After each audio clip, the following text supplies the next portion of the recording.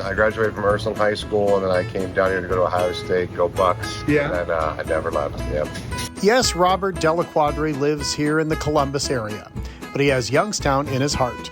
You know, I joined the Columbus Italian Club in 2013. A lot of those guys are from the Valley, and the one night we were all sitting around after bocce drinking Peroni, and they were bitching about the Italian down here. Like, oh, the sauce is sweet, and this and that. And I was like, what do you guys think of the meatballs? Like, oh, the meatballs. So that's when I started thinking, like, maybe we should do a truck, you know, like.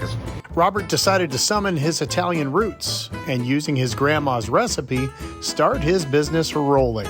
Over time, like, I started thinking, like, well, I make one good thing. I make a good meatball. And his refurbished food truck, bought in Youngstown, started getting noticed. And it used to be a Vindicator truck. It's got, like, the orange on the inside.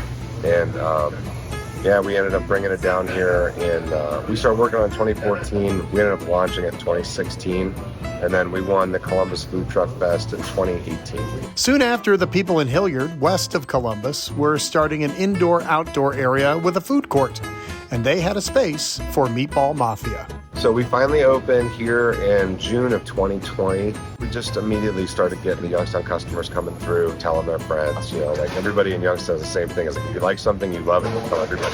Same if you hate it. So I was under a little bit of pressure to, like, get it right. Right. His decor went from a Mafia fling to a Youngstown thing. What really makes us unique is the Youngstown part, like just really trying to be a short trip to the Valley, I guess. So I was really going for like an outdoor building, like that was something else, and now it's this. Like a lot of old industrial towns that kind of just evolve. And like, so like up here, I've got Youngstown Universal Service and Supply, which is the most Mafia thing I could ever think of. Any service, any supply, come see us. Pictures of Jim Trafficant and Ray Boom Boom Mancini adorn the walls. He has a YSU helmet and an autograph from Jim Tressel. The swinging door to the kitchen even has real bullet holes in it. And then, you know, like the door, just all the stickers, all the character. And it took time, you know. When it opened, it was a lot less covered, but over time, like, we've got more things to put up. Less covered then, but totally full now, thanks to customers from Youngstown bringing him things to display.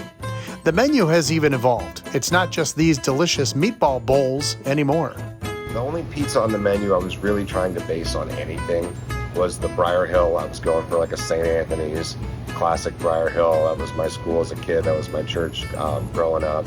So like we do a pan style, it's their 12-inch, just like St. Anthony's. And that's kind of where. So I was like, if I can get a good Briar Hill, then I can base the rest of the menu around the products I use for that one, and then we'll be good. So that's why a lot of people are like, oh, it's kind of like this, it's kind of like that. It's like, yeah, the only thing I was really going for was the St. Anthony's Briar Hill. He's been so successful here, Robert just opened a bar in historic Dublin, less than 10 miles away. It's a shot and a beer place called Missing Jimmy's, the kind of place that's all over Youngstown, the small hometown that's bigger than you think. Oh, it's been great. I imagine a third of our customers are either from Youngstown or we're told to come here from a Youngstown person, and I'm not making that up. It's crazy. That's been just amazing. You know, it's like anywhere you go. If you go to Orlando, you're going to run into somebody in the airport in a YSU hat, or, you know, it was such a big place and everybody dispersed that, I mean, I have people come tell me, like, my grandma lived in Youngstown. It's almost like it's in the blood.